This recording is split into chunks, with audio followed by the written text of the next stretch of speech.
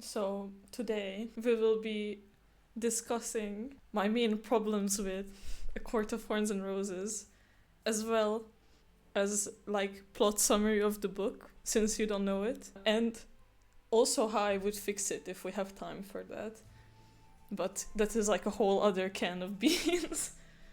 So first of all, let's go through the biggest issues in my opinion, and then when I give the plot summary, you can see, based on the plot summary, if you can agree with these. Problem number 1, power imbalance. Broski.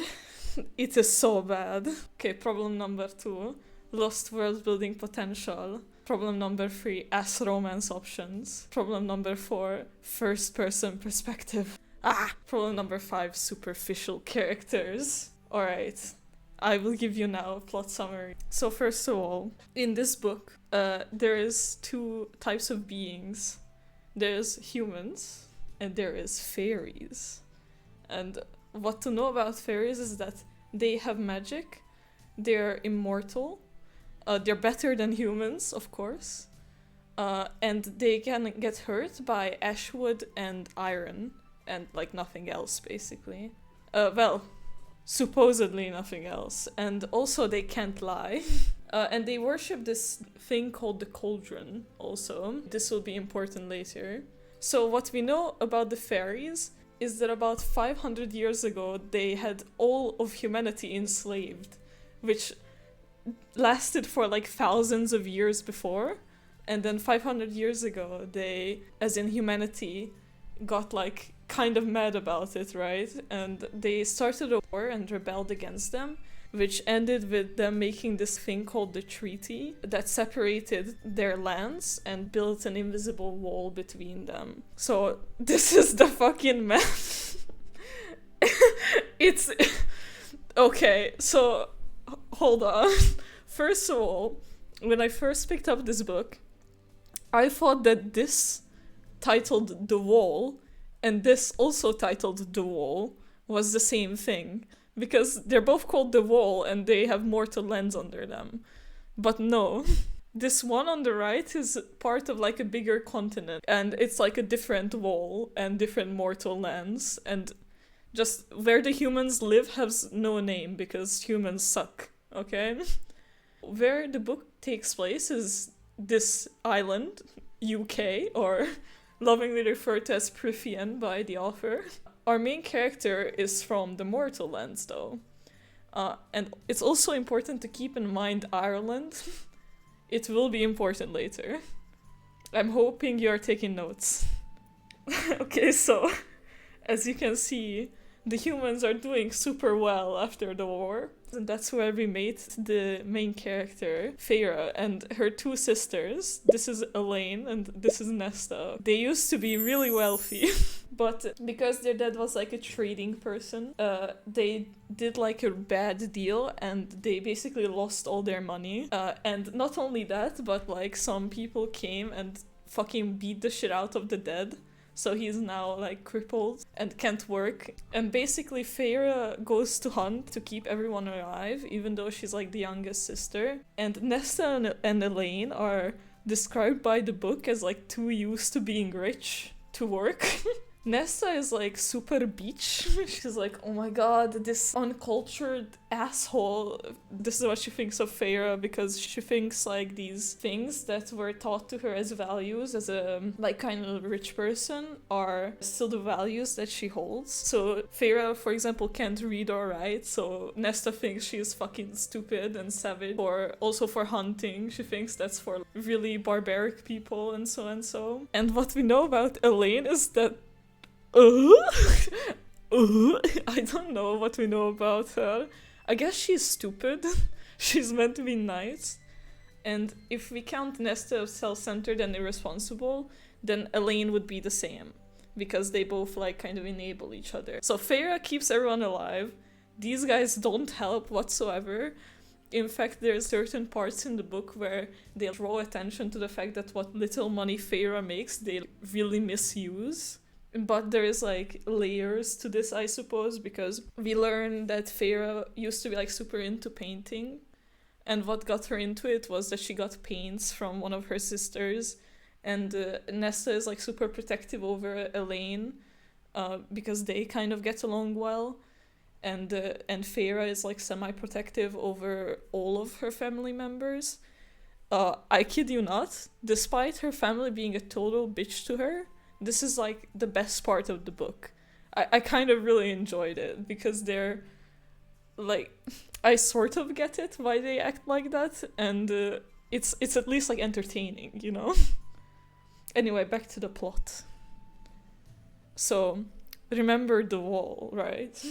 So we are being told that things are like coming through this wall, even though it's meant to keep like everything that is like, I don't even know how it works, because most of the creatures that come through are not considered fairies. But it's meant to keep fairies out, but those creatures aren't meant to come through either. I don't know, dude. But we get told that things come through the wall, right? For example, this thing called a martax that they talk about for like 1 or 2 pages. Now, at this point, I would like to introduce you to a little game that if you want to, you can play, where you take a shot every time they bring up a creature that never ever comes up again. Not in the first book and not in the second book, as far as I know, but they detail what it's like and where it comes from and blah blah blah. So anyway, Freya is out hunting one day, and she sees this AI-generated image of a wolf, and she's like, oh my god, that is disgusting and unnatural, and it must be coming from the other side of the wall, because it's simply not natural. And also it's hunting this like deer, which she really wants to eat because she and her family are starving. So she gets real mad at the wolf, and she goes, and then she kills it with an old ash arrow that they had from when they were rich, right? So if it was a fairy, then it died because ash arrow. If it wasn't a fairy, then it died because arrow. And she goes home to her sisters with this dead wolf. And everything is fine for about like, I don't know, 5 minutes. At which point, the beast from Beauty and the Beast bursts in through the door. And he's really mad, and he starts like screaming at everyone. He's like, murders, what the fuck? And he starts talking shit about the treaty. Apparently, if you kill a fairy, according to the treaty, then the fairies can take your life. Either kill you or take you as their servant, basically. So he like grabs Feyre and just yeets out of there. And here's where we get introduced to the fact that magic smells like metal, which is mentioned very often but doesn't really come up as something important. But we know from the smell of metal that she gets magically put to sleep for about 2 days, and then she wakes up here, okay? So it turns out that having all of their slaves that they relied on for thousands of years taken away from them by a brutal war did not affect fairies whatsoever. In fact, they are richer than ever before, okay? Yeah, and she arrives here, and the beast guy transforms into this beautiful man. Now this is Tamlin, okay? He's the main love interest of this book. Fun facts about him is that he has a permanent mask on his face, like a gold mask that's stuck to his face for forever. It is constantly described how he wears knives, but he never once uses them. He can shapeshift into things with claws, so I don't even know what the knife would be for. We also get told that he is like much weaker than he used to be, but still super strong. And he's not racist, because based. And he's the High Lord of the Spring Court. Now what that is, we will get into very soon. But before that, we also get introduced to this guy named Lucian, who is basically the bestie of Tamlin and the like advisor to him. And he's originally from the Autumn Court, but he left because literally everyone wanted to kill him. Like everyone. And he has this like metal eye. That's pretty cool. Now, between that and the metal smell of magic, I thought that this was gonna be like steampunk, but no. No, it never comes up again. Well, the eye does, but not the fact that magic smells like metal or that the eye is made of metal. There's like no significance to metal in the book.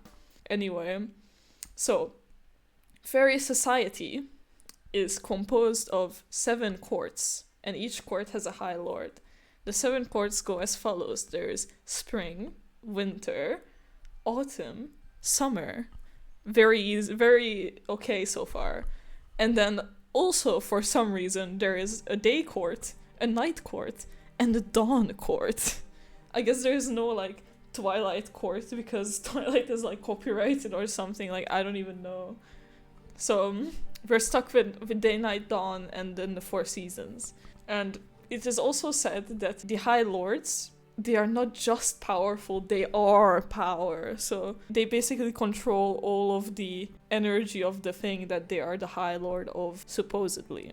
Now, Lucian and Tamlin are kind of pissed at Feyre, right? Because she killed their fairy friend. But this lasts about 2 seconds, at which point they forget all about it and they kind of leave her alone. They're like, okay, whatever. To which Feyre thinks that these people are really dangerous. They have enslaved my people in the past. I killed their friends, so they probably want me dead. And they refuse to explain, like, any fairy politics or, like, manners or anything to me. So they probably really don't like me.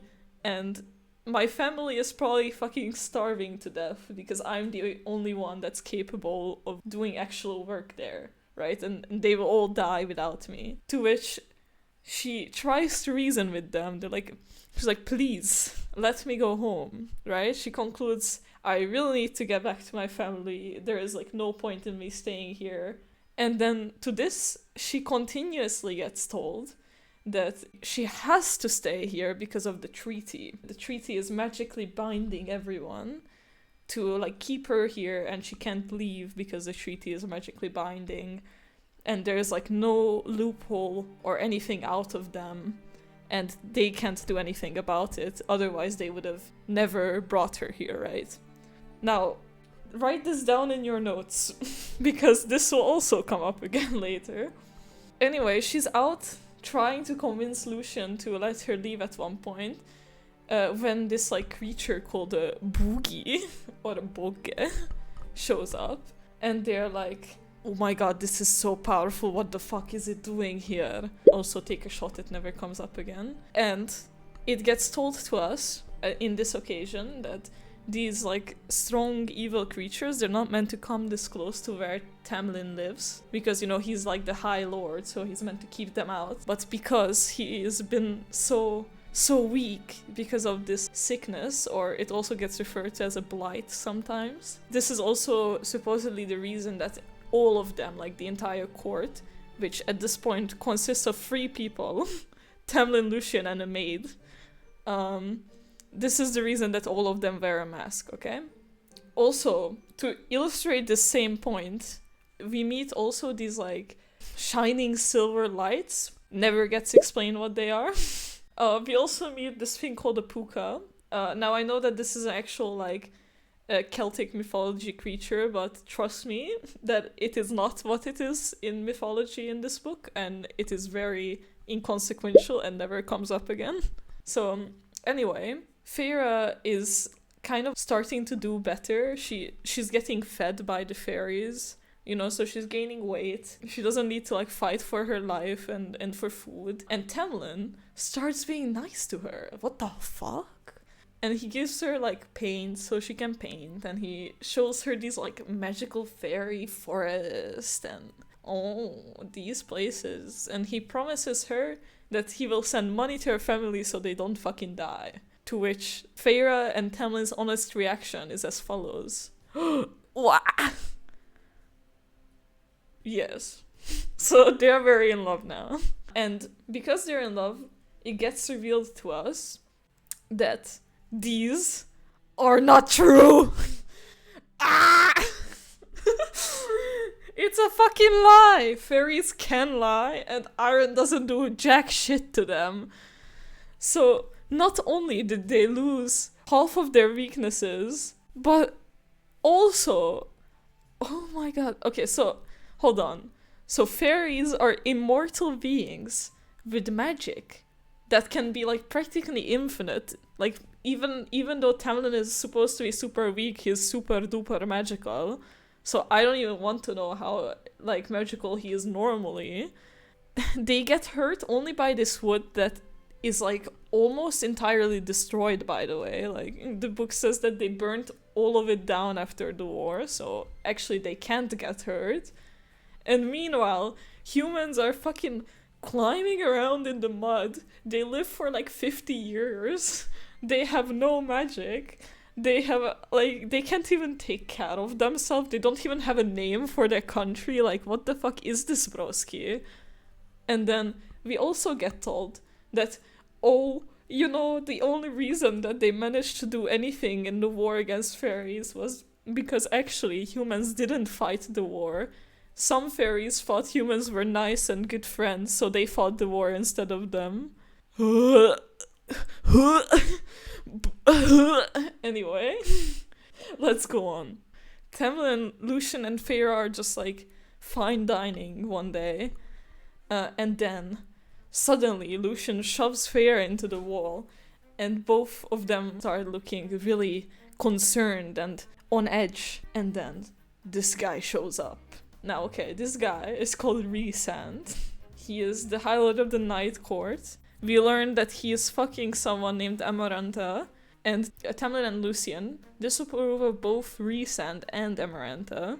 We also know that he has mind control powers, or magic that affects the minds of people. It's specified that he is the most beautiful man that you have ever seen in your entire life. And he is, like, staged as quite evil, actually. So anyway, he shows up, and he's like, oh hey, hello boys. And then he goes, huh? Wait a second.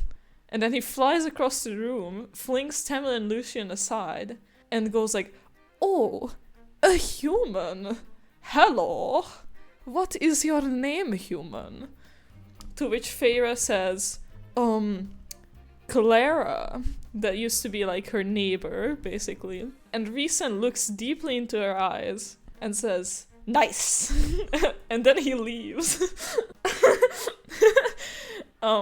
After this, Tamlin turns to Feyre and says, you have to leave, you can't stay here. And then Feyre says, wait, I thought that it's not possible for me to leave because of the treaty, since I, like, killed your friend and stuff. And he says, don't worry about it. And she says, okay, but can we have sex before I go? And he's like, okay. And then they have sex. Right after the sex, he's like, you must leave immediately, like right now. And she's like, okay. And then he says, I love you. To which her reaction is leaving. She leaves. She goes home and she finds her family in this huge ass fucking house. Now, apparently, Tamlin not only sent them a little money, but he dropped, like, a fucking fortune on them. And not only that, he used, like, magic to alter their memories. So they all think that Feyre went to, like, a distant relative that's super duper rich. And she is doing just fine and they were not worried about her for, like, a single second. Except Nesta. Because for, like, no fucking reason, it just didn't work on her. The magic just didn't work on her, and she is like, dude, I vividly remember a fucking beast bursting through the door and dragging you out of the house. And everyone is gaslighting me, like, what the fuck is going on with you? To which Feyre, like, explains everything. Now, Feyre, after telling Nesta what has happened, is pretty sad. She's like, you know, like, these people looked like they were in trouble, and he said I love you, and I kind of just left, and, or maybe I should go back and, like, you know, set things right and so and so. So she leaves. She goes back to Fairyland after, like, 2 days, okay? Now, when she arrives back, she looks around, and there is absolutely no one. Which is not very different from the rest of the book, because, again, there is, like, no characters in this, but whatever. So that one maid that I mentioned shows up, and she's like, yo, Feyre, what the fuck are you doing here? And she's like, oh, you know, I came back to say I love you and stuff. To which the maid proceeds to fucking lore drop on Feyre for 10 pages. I'm not joking with you. The entirety of chapter 32 is dismayed lore drop monologuing. Look at all these fucking pages. What is happening? Let me explain what she says. Remember the sickness and blight that is supposedly also, by the way, it is dangerous to humans, but Feyre never asked, like, will I get it? But anyway, remember this blight. That's not a thing. It was a lie. Whenever they said blight and sickness, they were actually referring to this bitch named Amarantha. Now, you might remember her as the person that this guy was fucking. And we get told that actually she's also the person that cursed Tamlin's entire court to wear masks. And the reason is because she really wanted to fuck Tamlin instead. But he didn't want to, so now she's kind of mad about it. And she's also the one responsible for stealing Lucian's eye. Now, a bit more info on Amarantha is that she really hates humans and she wants to wage war on them. She managed apparently to steal most of the magic of all High Lords, like single-handedly, and crowned herself queen upon Prythian. The way she cursed Tamlin's court is like the most convoluted thing I have ever heard in my entire life. So basically, she was like, yo, Tamlin, you get 50 years to fall in love with a human and make a human fall in love with you, but it cannot be just any human. It has to be a human that has killed a fairy in an animal form and also hates fairies and also something, like 5 million instructions. And somehow Feyre fits all of them. This would have been great, but the curse ran out. And the maid tells us, you know, Feyre, this is kind of all your fault. And she's like, what? And the maid says, had you just said, I love you, back to Tamlin before leaving, then the curse would have been, like, null, you know? It would have gone around and nothing bad would have happened. But because you didn't, they all needed to leave, and now he has to be Amarantha's bitch. All of Prythian is fucked, all because of you. To which I say, what? And then apparently, all that talk about the treaty, fucking lie also. They were just saying that to her so that she doesn't fucking leave. Oh my god. Listen. So if she just said, I love you, here, then none of this would have happened. So it's all her fault.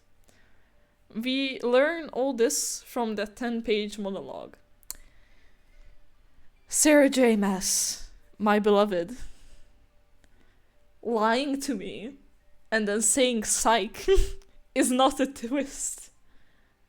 And it's especially not a twist if you then lore dump the entire thing on me in 10 pages instead of building it up in your... By the way, this is on page 500 and it's a 700-page book.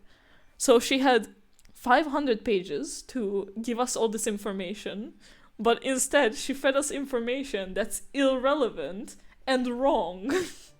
My guy, get in the bin. Like, what is this? Anyway, remember Highburn? Ireland, right? I told you it will be important. So Amarantha is from Highburn, and she fought against humans during the war, so she's quite old. And she fought together with her sister that she loved very much. Now, in a shocking twist of events, it turns out her sister is now dead. The reason that she's dead is because she fell in love with a human that then murdered her. In return, Amarantha murdered this human, and she now wears the eyeball of said person encased in a ring, and their ring finger as like a necklace or a pinky finger, I don't remember which one exactly. And that person is cursed to forever like have his consciousness trapped with the eyeball.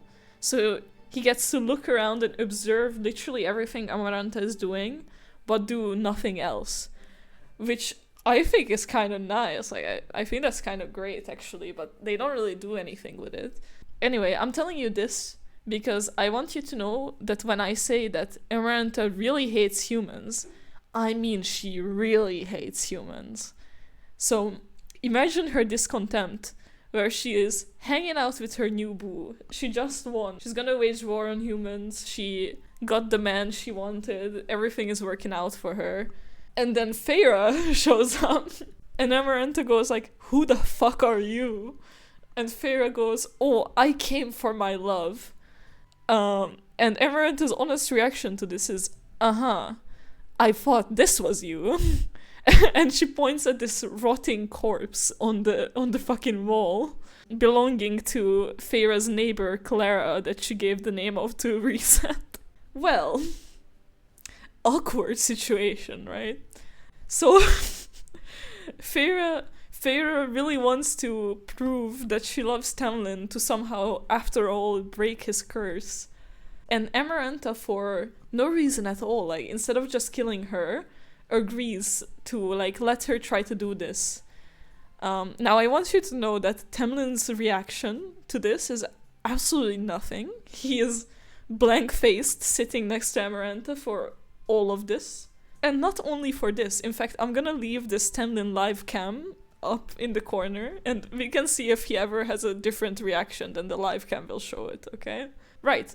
So they throw Feyre into the dungeons, and they tell her, once a month, once a moon, you will need to do a trial to prove your love to Tamlin. When I tell you that none of the trials have anything to do with love, I mean it.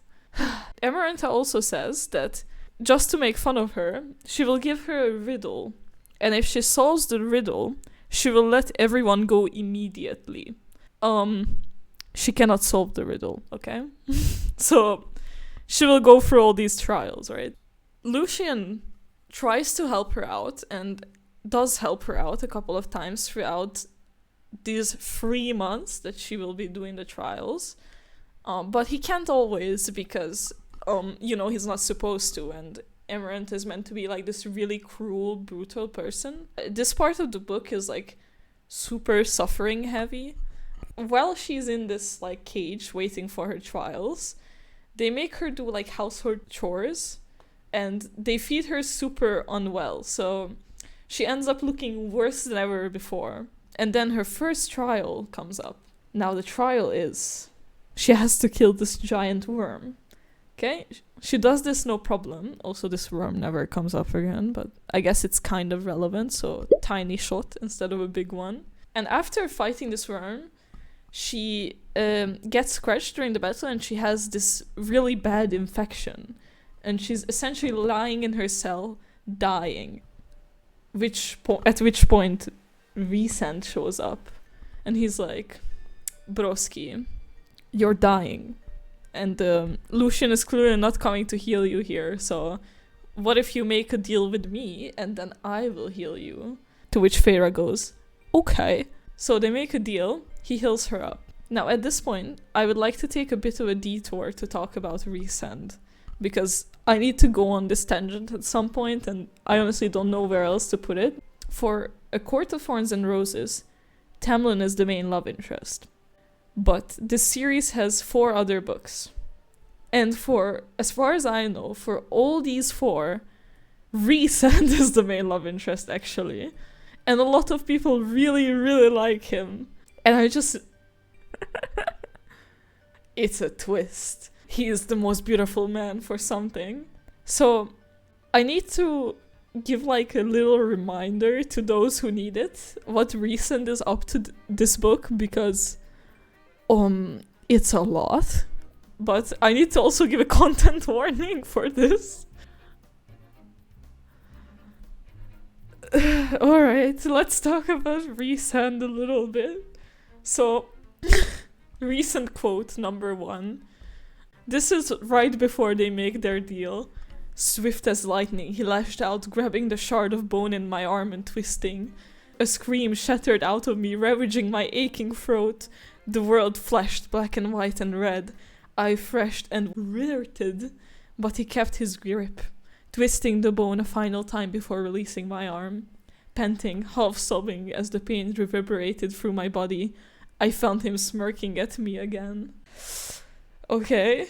Exhibit number 2. I drug you, but you don't wonder why I never touch you beyond your arms and waist?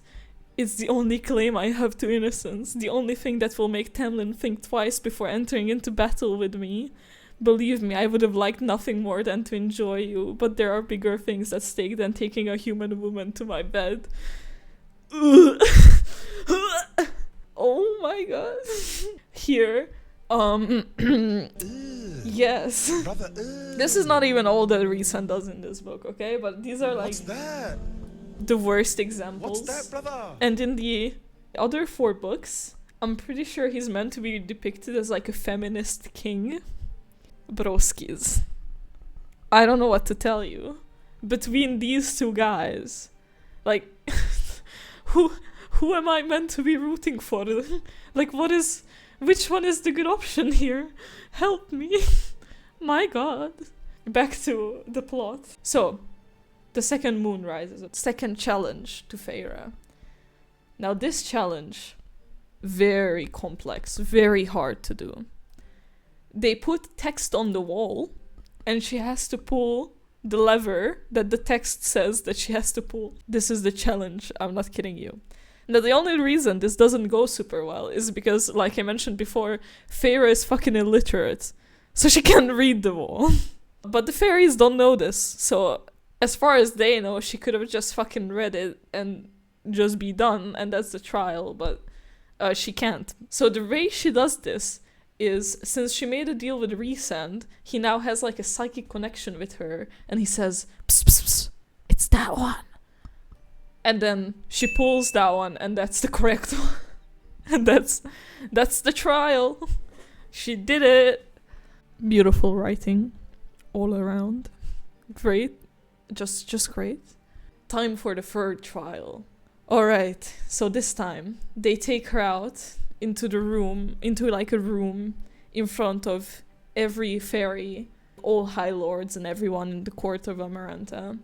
And they present her with 3 innocent fairies. And the trial is that she has to kill them. Which she does. She kills 2 of them. And then she gets to the 3rd one, and plot twist, it's Tampon. What the fuck? What is she gonna do now? Well, fear not, because Tampon's heart is made of stone. Which she figures out, and then she stabs him, and he lives. Now, I'm pretty sure this is meant to be the big twist of this book, but I kid you not, the phrase heart of stone is mentioned 4 times in the 700-page book, and one of it is right now. I cannot emphasize how hard this was not set up. Just as a comparison, remember this stash of swords that Tamlin never uses. Just this thing is mentioned 10 separate times in the book. 10. This thing. But Heart of Stone, the plot twist? Nah, man. To talk about that a bit more, that it would give it away too hard. So, she stabs Tamlin in the heart and he lives. But Amaranta then says, psych, I said that I will let you go immediately if you answer the riddle. But you didn't answer the riddle, so I can let you go whenever I want. And I don't want to let you go yet. So then she proceeds to slowly and excruciatingly start to, like, basically end Feyre's life.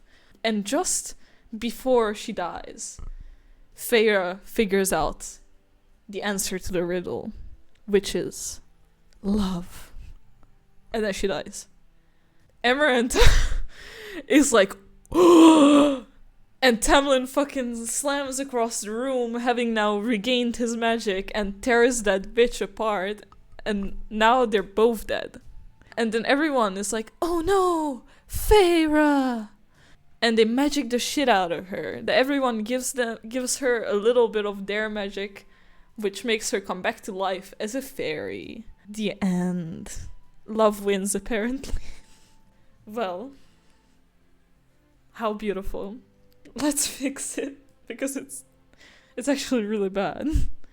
The way I wanted to fix it is I wanted to make like basically an AU, something that I can change practically anything with, but I tried to keep as many details from the original as possible so it's still recognizable, because if it was up to me, this book would essentially be a different book. There are so many questionable choices here, but whatever. So, step 1, let's make a magic system, because I don't like it that person just pulls it out of her ass that fairy magic works this way and fairies can only be killed with ashwood.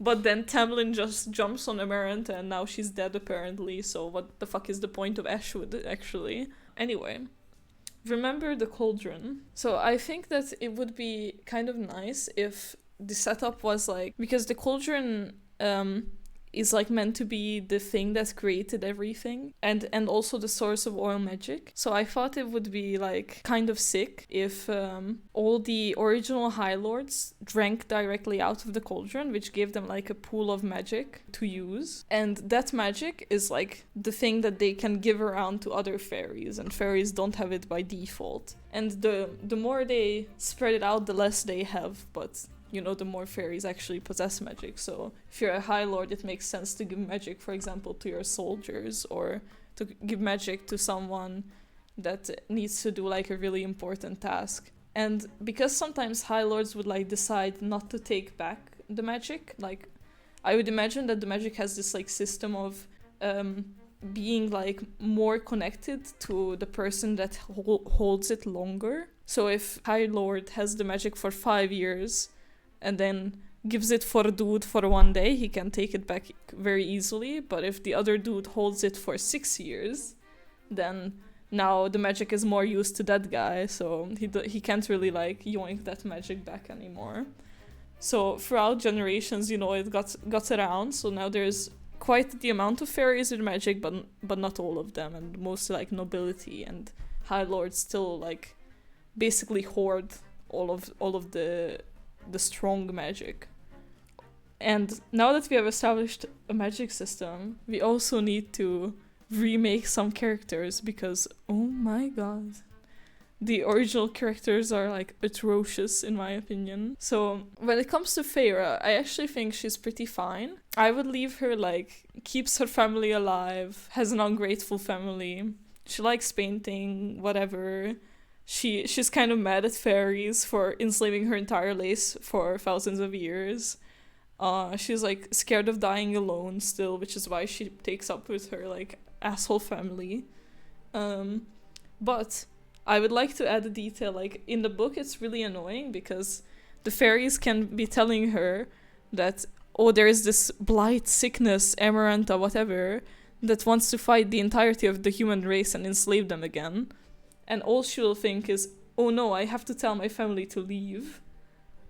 Which is kind of like a missed opportunity in my opinion. If we give her like sort of like a care for humanity as a general, then I think that it would give a lot more like stake to her character, and it would make her a lot more sympathetic also.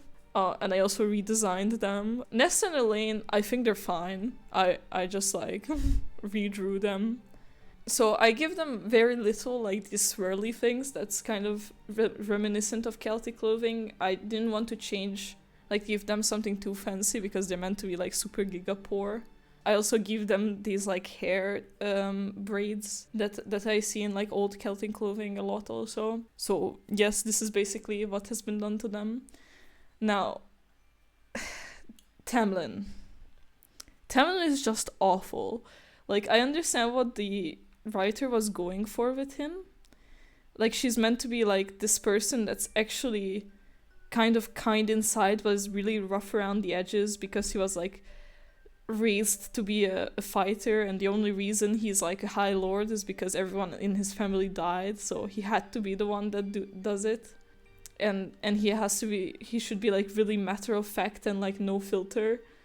But it really doesn't come across, especially when you have like 200 pages of your book where this supposedly really powerful fairy is just watching all his friends and supposedly the love of his life getting tortured right in front of him and has like no reaction because but if he reacts, then Amaranta will know how much they mean to him, so she will hurt them even more. Oh no. Broski. I think that Tamlin would be better if, okay, we'll leave him the High Lord of Spring. We'll leave it that he's only High Lord because everyone else died. Oh, another detail that I forgot to mention about Tamlin because it's not really important is that the reason he's not racist, well, okay, actually it's not really the reason he's not racist. He was like very little during the war, and all his family was super racist and they were fighting against the humans, but then they all died in it. So he never was like conscious when humans were enslaved, so he doesn't really miss human slavery as like a High Lord, I guess. I will leave it that he takes like fairy refugees from other courts that are like running away from Amaranta, basically. But I will like I mean, it's not like this is not true in the book, because him and Lucian, though stated to be not racist, they actually are racist. Because they keep seeing like, oh, typical human thing that you don't have any hobbies, or typical human thing that you're fucking stupid.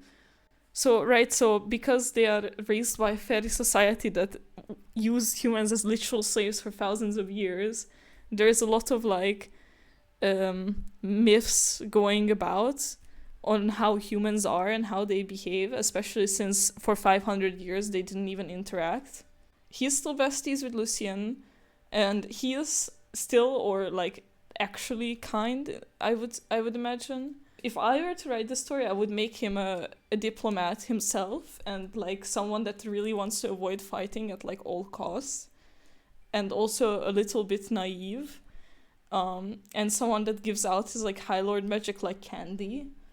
Like he's like, oh, I don't need it, lol, and just gives it to everyone. And I also redesigned him to look a lot more cute. This is how people think he looks like normally, by the way, which, I mean, lovely art, but awful character. He looks just like a piece of brick. Anyway, I gave him these like ear-looking things to basically reminisce of his like beast form. But other than that, it's mentioned in the book that it's so annoying because they actually mention at multiple points that, for example, spring fairies are like bugs, and night fairies are made of shadows entirely, and whatever, like autumn fairies are fucking red. But all the High Lords are high fae, which makes them just humans with pointy ears. Why would you create like an interesting fairy race concept to just then go, oh, but all the characters that I have are actually just humans with pointy ears, like broski. Yeah, so if I were to make this, then I would just not have high fae and just have the High Lords be the same as the rest of their court. So this is like kind of like a bug-like fairy, and he's wearing this like spiral thingy that is like basically the symbol of the cauldron. And I also give him this like white big fluffy dress, which is like meant to be a contrast with how spiky he is underneath. I didn't make him super bug, even though I could have. The reason is because since these are like fairy porn books, I'm guessing that the author wanted all the characters to be like conventionally attractive, so that when people like self-insert to it, they want to, you know, like, they're like, oh my god, this character so good, I want to fuck them too.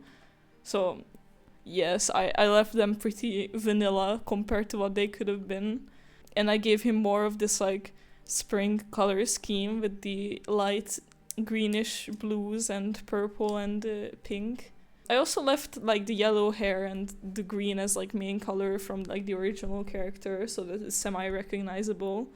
And then I also made him look really cute, in my opinion, because he's meant to be like very chill in this version of the story. So when it comes to Lucien, I also changed quite little. I left like his personality, family history, like his relationship with Tamlin, but I made it so that because his magic is now like derivative from Tamlin's magic, basically he's got like transformation magic also, but he just can turn things invisible, like himself and others and whatever.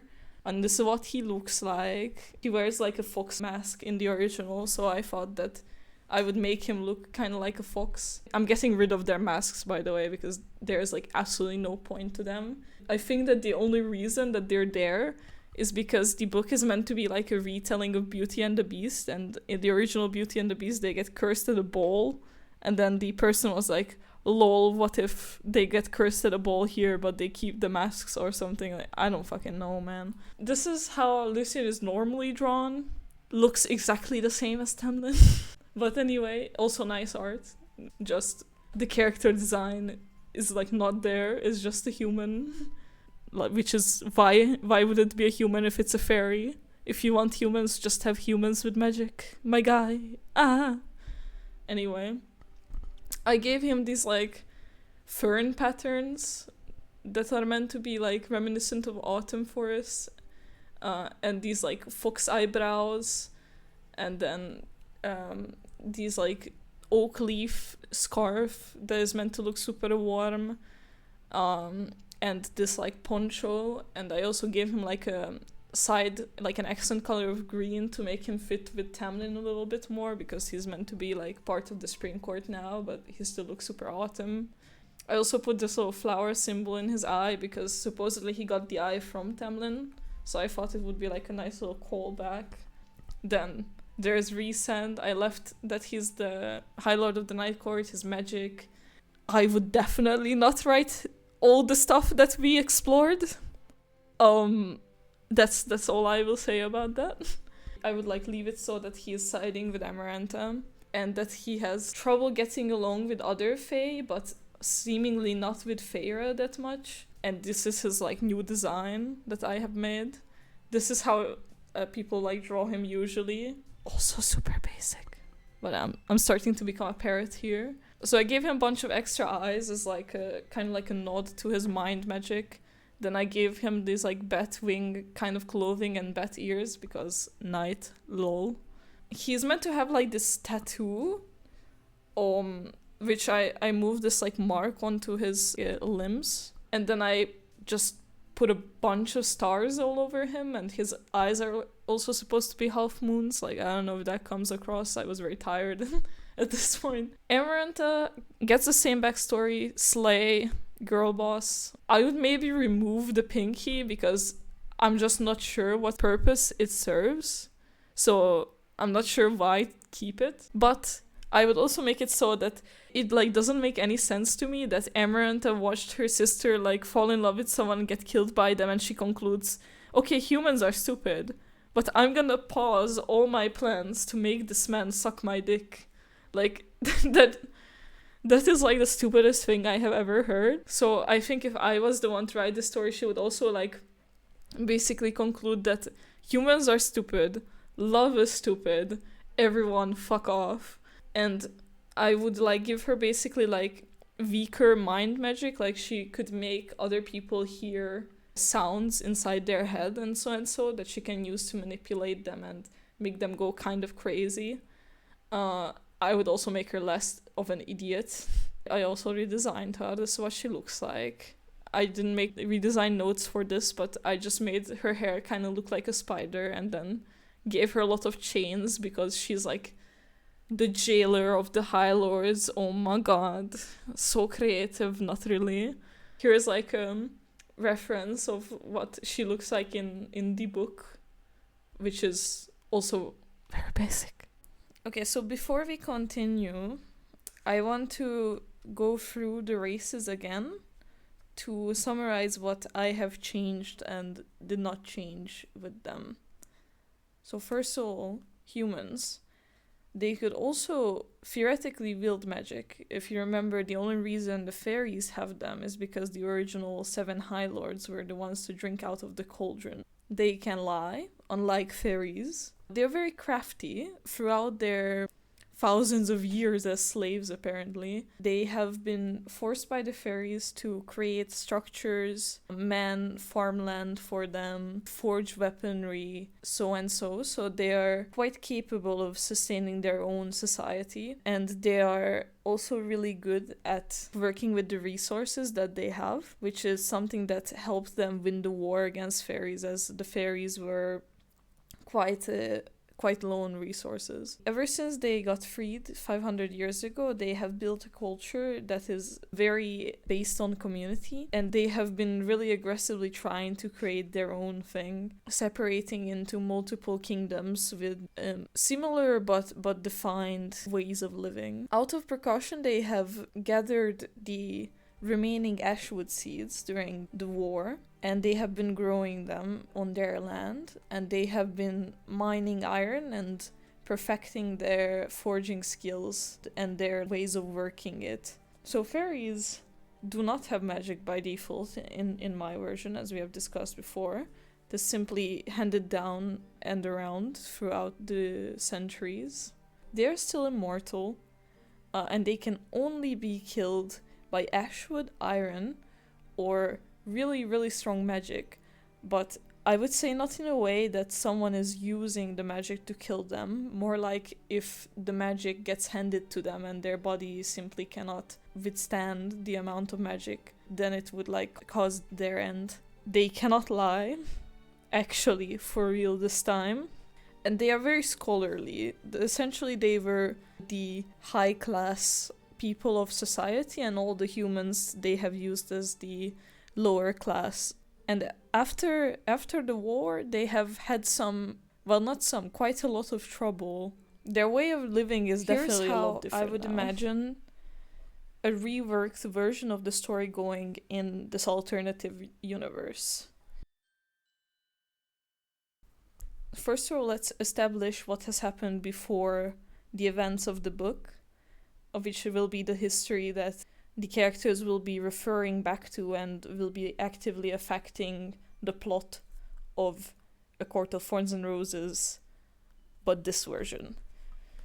So, as mentioned before, the freedom fight of the human race is in fact staying, and I will also keep the date of it to about 500 years ago.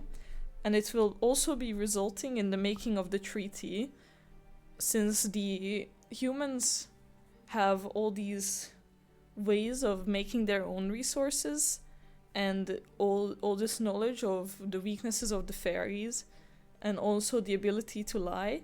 They were able to exploit all of these tools to basically wage war on the fairies. The fairies didn't take it super well, but then neither did the humans. The war lasted for quite a while, and fairies are immortal, but humans have a certain amount of years that they could live.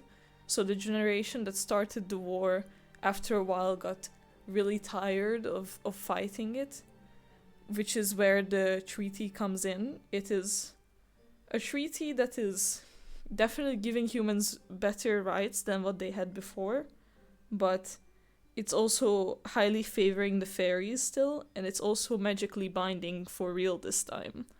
And it actually does have the clause of if a human kills a fairy, then another fairy has the right to take their life or take them as a servant. And not only has the right, but has to do this to comply with the treaty, basically.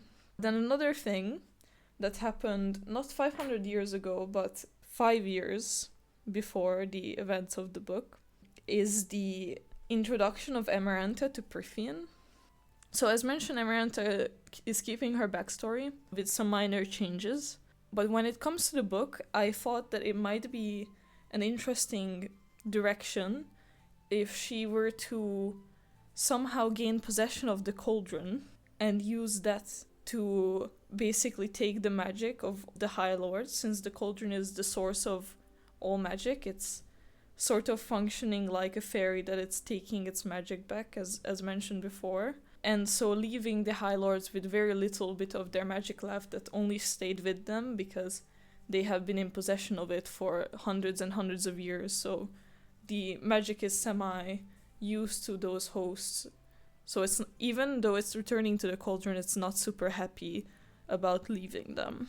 And another thing that's important here to establish is that because Tamlin is a big believer of solving things diplomatically, he would be approaching Amarantha and proposing to her a deal, along with an invisible Lucian who is following as a way to ensure that Amarantha doesn't play Tamlin in a way that can't be dealt with. So Tamlin goes to meet Amarantha and proposes a deal. The reason Amarantha took the magic of the High Lords is because she wanted to convince them originally to continue the war or restart the war on humans, to enslave them once more, because she thinks of them as lower life forms. But the High Lords, they're not really interested in this because Prythian still hasn't recovered since the war, and there is a lot of food shortages, housing shortages, all sorts of trouble for the fairies, so it would really not be smart to start a war right now. So they have all promptly refused Amarantha, though not because of their love for humans. To which she concluded that she has to handle this alone, and the possible way she saw to do this was to take all of that magic, and that would basically give her enough power to kind of handle the war all by herself.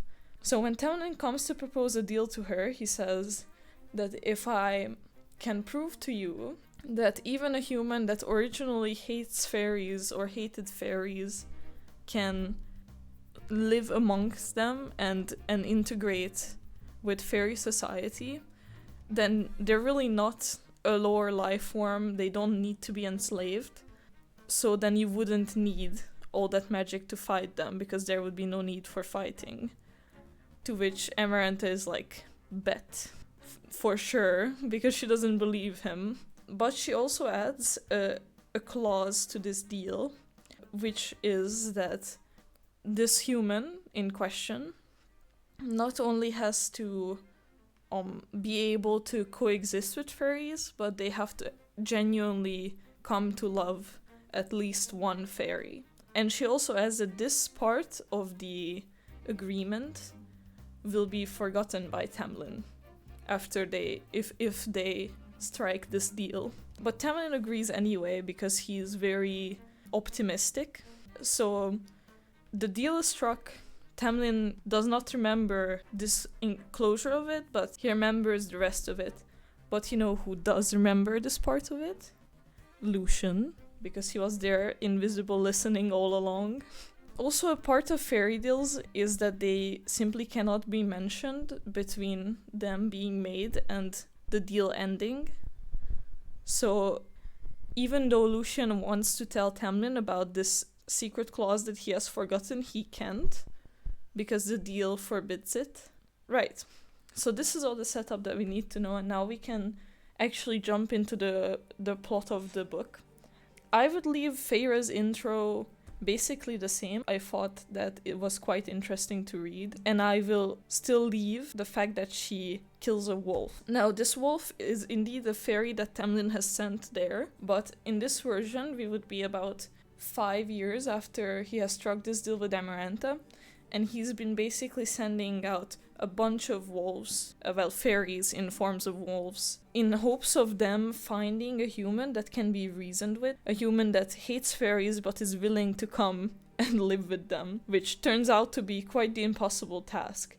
And he genuinely didn't consider that the wolf, one of his soldiers, would face any physical harm, because in his head they wouldn't be there to start any fights, so it would be okay. So when he learns that one of them died, and he's now bound by the treaty to basically go and claim Feyre's life, he immediately feels really guilty for it and calls back all the other wolves.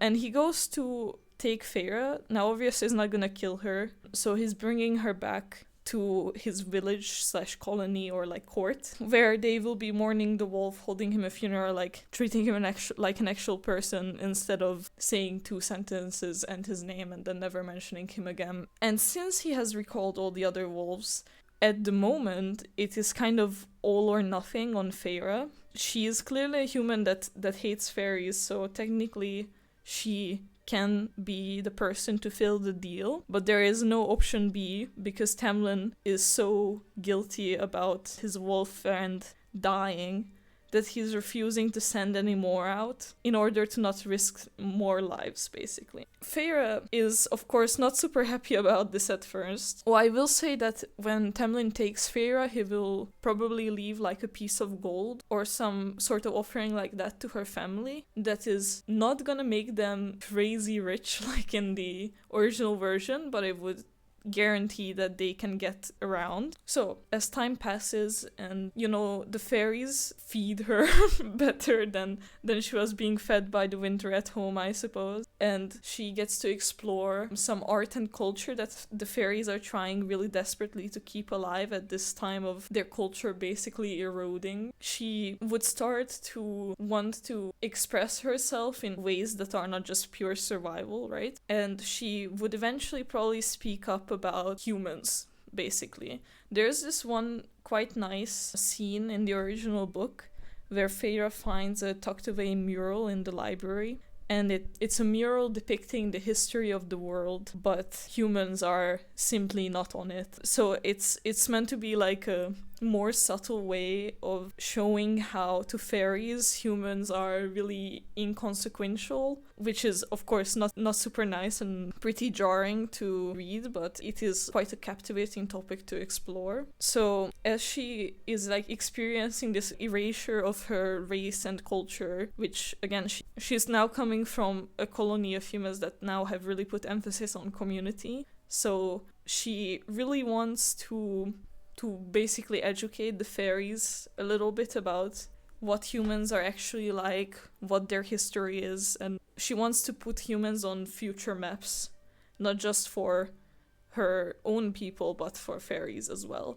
Which is really, like, Tamlin is super excited about this. He's like, of course, you can tell everyone here. I will also arrange, if you want, that we can travel around the courts and talk to all the High Lords. This will be great. He's like really into it. And they do. I think that they should travel around Prythian together, meeting the High Lords and establishing the setting and all these important figures in this country. They can also meet Rhysand for the first time along this, when we can get introduced to the fact that he is sort of siding with Amarantha to protect his people, but also that he clicks with Feyre semi-well. And during this time would be when Amarantha crowns herself queen. Also, in this version of the story, Feyre would get told about the history of fairies and also Amarantha. I don't really see a point in leaving that out of the book. It's simply a much better payoff if they are built up from the beginning.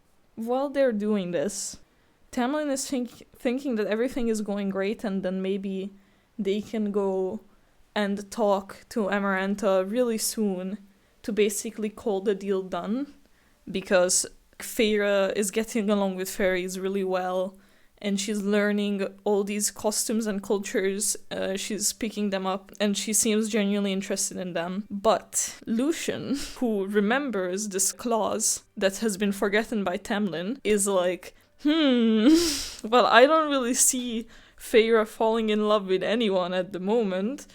He tries to riz Feyre himself, not really out of interest, but out of trying to ensure that if Tamlin goes through with the deal, that even if it's one-sided, there is someone that Feyre genuinely loves. It could be him, because he actually remembers this, so maybe he can manipulate things to his advantage or their advantage. But Feyre gives him a hard no. When this happens, he is a bit concerned, and he tries saying to Tamlin like, yo, Tamlin, I don't know if the High Lords are convinced, or some sort of excuse. And he starts trying to convince him to basically have a plan B. To which Tamlin is very surprised. He's like, what do you mean? Everything is going so great. Like, this is happening, that is happening. Feyre has been, like, wonderful, very nice. All the High Lords are seeming to be at least somewhat willing. We have still a bunch of time. This is going great. But Lucien nags him enough that he goes like, okay, if it makes you feel better, then we can, I suppose, go with a plan B. What would your plan B be? Lucien basically proposes, what if we ask Feyre for that ash arrow that she killed the wolf with, and then we kill Amarantha with that? Which, of course, Talon doesn't appreciate being like a forever pacifist, but Lucien is his best friend, and he is also quite a diplomatic person himself, so he can be very persuasive. And he thinks that Plan B will not need to be used anyway, because he is very confident that Plan A is gonna succeed. So he decides to humor Lucien anyway, just to make sure that his friend can rest at ease. So the two of them ask Feyre for help. Oh, I forgot to mention that Tamlin probably says, oh, you know, I broke that ash arrow that Feyre killed the wolf with because I was quite angry. So they go to ask Feyre for help, and they try to ask her, like, is there a way to get another ash arrow? Because as far as the fairies know, ashwood is, like, eradicated. And then Feyre tells them, no, we have been growing that for 500 years. You have to be the right type of human, like a lord or a royal, but you can get access to quite the amount of them. To which this gives them a great opportunity to basically use Tamlin's transformation magic to don human disguises and travel together to the human realm to get some ash weapons to possibly kill Amarantha.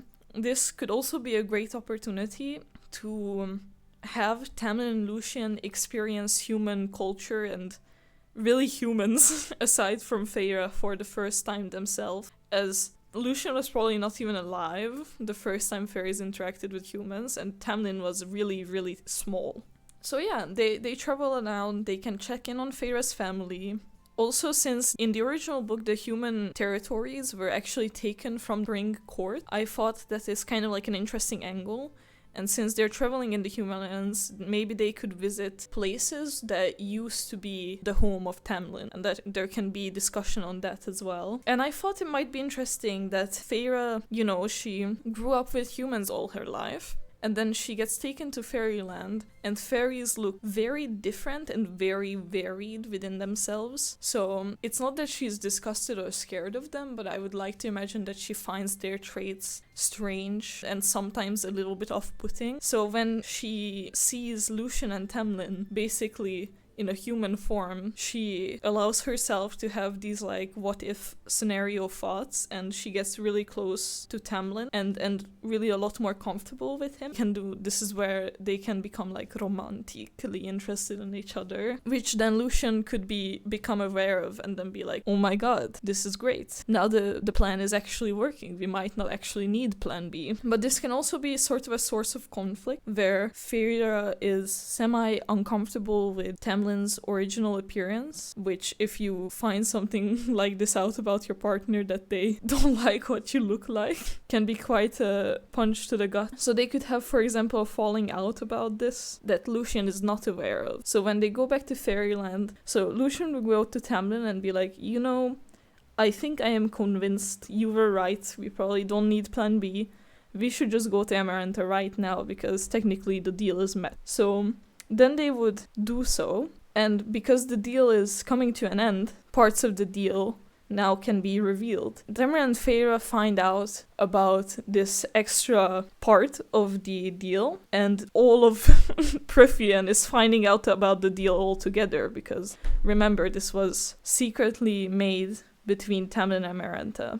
Right, so Amarantha says, alright, I don't believe you, because this is a human, and humans are assholes and they can lie. You're gonna do me 3 trials to prove it. And she will attempt to use each trial as sort of like a defamation publicity stunt. The first trial is intended to showcase that humans can't even get along with other humans. So when she learns of Feyre's name, she finds her sisters and brings them to Prythian and makes them participate in this trial with Feyre. But unluckily for Amarantha, they succeed. They finish the trial and they bond as sisters and so on. So for the second trial, she is trying to prove that, okay, maybe you can get this human to get along with some fairies, but most fairies are not gonna get along with humans by default. It is in their nature. She makes Feyre work together with Rhysand and some members of his court. And as mentioned before, Rhysand is sort of siding with Amarantha to basically protect his court from harm because Amarantha's lair is really close to the Night Court. So she is fully expecting Rhysand and the people to do everything in their power to not cooperate with Feyre.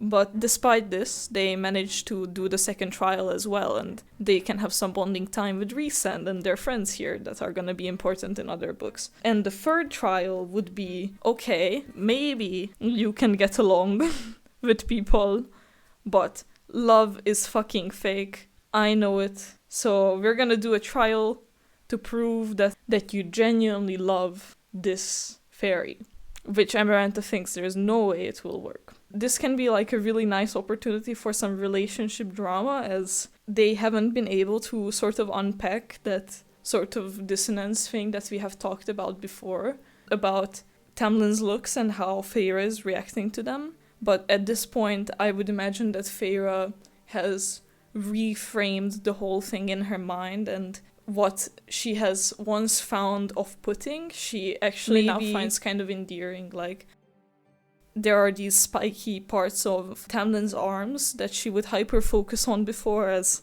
something that felt dangerous, but now she sees that they actually have a really beautiful, like, color or shine to them, and she prefers to focus on that instead. And this can be applied to a lot of things about Tamlin. So, and then Tamlin thinks that it's so Jover. he thinks that Feyre thinks he's ugly and that she doesn't really love him. And he has been talking to Lucien in the background of the trials. They basically want to do Plan B for realsies. I would imagine, I didn't figure this out super much because I don't think it matters, but I would imagine that we can have sort of relationship drama throughout this trial, and they can sort of reconvene and make up. And then Amarantha could try to murder Tamlin right before the trial ends. Maybe Lucien tried to murder Amarantha, but he got caught. So now Amarantha has the Ashwood weapon, which she plans on using to murder Tamlin. But then Feyre basically jumps in the way, sacrificing herself. Oh my god, so dramatic. This proves for sure that she has genuinely come to love/care about a fairy, making the deal fulfilled. This means that Amarantha now has to return the magic of the High Lords. So the High Lords, because of the deal, the cauldron basically appears. And the High Lords walk to it expecting to see it overflowing with magical liquid. But in fact, it's only holding the amount that has been taken from them. And they were gonna use the supposedly infinite liquid of the cauldron to resurrect Feyre with basically a bunch of magic. Or maybe she could die even more from that, but it's better than not trying. But since that's not there, now they agree to share a little bit of their own magic with her. And they're like, yo, Amarantha, why the fuck is the cauldron empty? Also, the cauldron being empty and only housing the magic of the High Lords that, she can't, take out of it, explains why she didn't just drink out of it like the original High Lords. To which Amarantha says she actually just found the cauldron lying around in human territories. Dun dun dun, cliffhanger. Why is cauldron empty? Why was it in the human land? I don't know. This could be interesting to work with. And then Feyre comes back to life, but I would not make her a fairy. I would make her something in between a human and a fairy, because I think it's just a more interesting thing to explore. And then as for Rhysand and his role in the future books, to mention it a little bit, I think that Feyre's reason for breaking up with this version of Tamlin would be multiple things. One of my friends proposed that he should die, which I guess could happen. I think that they should break up before that, though, because of, I would like to mention two main examples amongst other things. One of them being that Feyre is now in this state in between humans and fairies, and she has been through a lot of traumatic events throughout these trials in both books, and she is trying to process them, right? And Tamlin is trying to help her, and his advice is basically, give it time, and it will heal. Like, time heals a lot of wounds. But Feyre might be immortal, or might live a lot longer now, we don't know. But she still has been raised as a human and has the soul of a human, so saying to her, just wait a couple 100 years or wait a couple decades, it's not really satisfying, because simply she projects herself into the future, looking ahead much less. And another thing would be, like I mentioned, like Tamlin and Lucien have these like implicit biases against humans, and they are not bad-natured, but it takes time to unlearn these things. And because Feyre is the only human around, she has to be the one that tells them what is okay to say, what is not okay to say, and reminds them of all these things. And being the person that's responsible of keeping in check basically the people, everyone around them, can be really exhausting. And we learn in the later books that Rhysand actually has this like utopia city under his court. And I thought it might be an interesting concept that when humans got released from their slavery, like maybe some of them decided to stay in that city.